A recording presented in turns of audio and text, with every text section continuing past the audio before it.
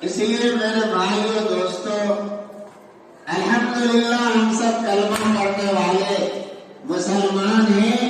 لا الہ الا اللہ محمد رسول اللہ یقین کے ساتھ ہمارا یہ پڑھنا ہو، تو اس پڑھنے کے ساتھ ہم کو بنیادی فریضہ نماز ہے، جس کو حدیث شریف میں فرمایا کہ یہ ستون ہے دین کا، اور جس نے اس کو گرا دیا اس نے پورے دین کو برباد کر دیا۔ نماز چھوڑنا اور بے نمازی ہونا یہ پورے دین کو نقصان پہنچانا ہے، برباد کرنا اور اسلامیت کو مٹانا ہے۔ یہ نماز وہ فریضہ ہے، یہ نماز وہ عمل ہے کہ جس کو کھلا کیا جاتا ہے، اذان دی جاتی ہے اور پھر اس طرح جمع ہو کر کے جماعت کے ساتھ پڑھی جاتی ہے۔ ہر گلی کوچے سے نمازی نکلتا ہے، اسلام کی شان کا ظہور ہوتا ہے۔ مسلمانوں کو دنیا دیکھ رہی ہے کہ یہ مسلمان ہیں، لیکن جب آپ نماز ہی نہیں پڑھتے، جب آپ مسجد ہی نہیں جاتے، آپ اسلام کی شان کو مٹا رہے کہ نہیں مٹا رہے؟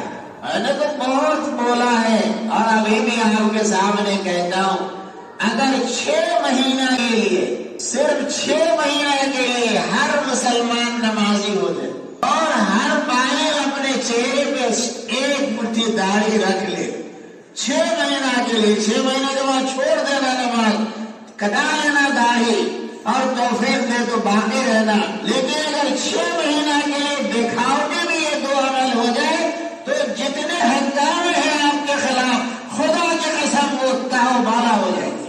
وہ صرف اس لیے ہے کہ ان کو مسلمان نظر نہیں آتے، وہ تو سب انہیں جیسے نظر آتے ہیں۔ تو اپنی امتیاز اور شکل میں آپ آ جائیں گے تو دبدبا آپ کا روب تہلکا مچے گا اور دنیا کہتے گی کہ اتنے ہیں لوگ، ابھی تو کاغذوں میں گنتی ہوتی ہے، اعلانات ہوتے ہیں، اتنے ہیں اتنے ہیں اور دکھائی کہیں نہیں دیتے۔ یہ اسی لیے آقا نے فرمایا کہ جس نے نماز کو گرا دیا اس نے پورے دین کو گرا دیا، اس نے شان اسلام کو گرا دیا۔ اس لیے نماز پڑھنے کی ہمت پیدا کرے اور اس کے ساتھ یہ مبارک مہینہ رمضان المبارک کا جو ہر سال ہم پر سایہ فجر ہوتا ہے، اور اب بھی سایہ فجر ہو چکا ہے اور آج ہم اس کی پہلی تاریخ میں داخل ہو چکے ہیں۔ حدیث شریف میں 4 باتوں کے اہتمام کے لیے اس مہینے میں خاص کر فرمایا گیا ہے۔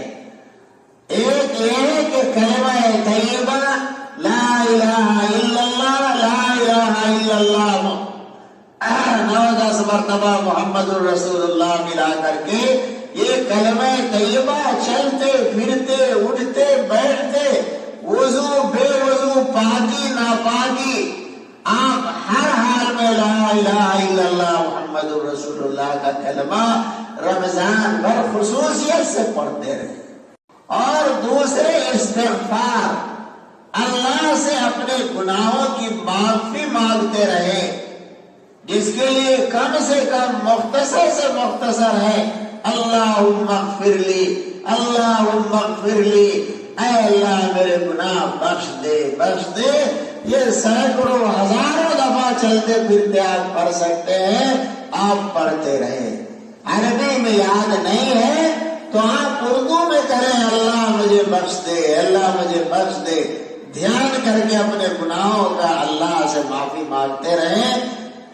اور تیسرا کام ہے کہ اس ماہ میں خاص کر کے اللہ تعالیٰ سے جنت مانگے، اللہم انی اسألک الجنہ، اے اللہ میں آپ سے جنت کی بھیک مانگتا ہوں۔ عربی نہیں ہے، اردو میں مانگے، ہندی میں مانگے، اپنی کسی زبان میں مانگے۔ اور چوتھی چیز ہے اللہم انی اعوذ بک من النار، اے اللہ میں آپ کی پناہ چاہتا ہوں جہنم سے، جہنم کا منہ نہیں دکھائیے۔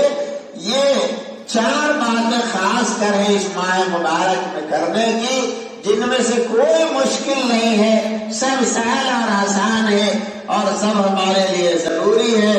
اللہ تعالیٰ مجھے اور آپ سب کو عمل کرنے کی توفیق عطا فرمائے۔ وآخر دعوانا ان الحمدللہ۔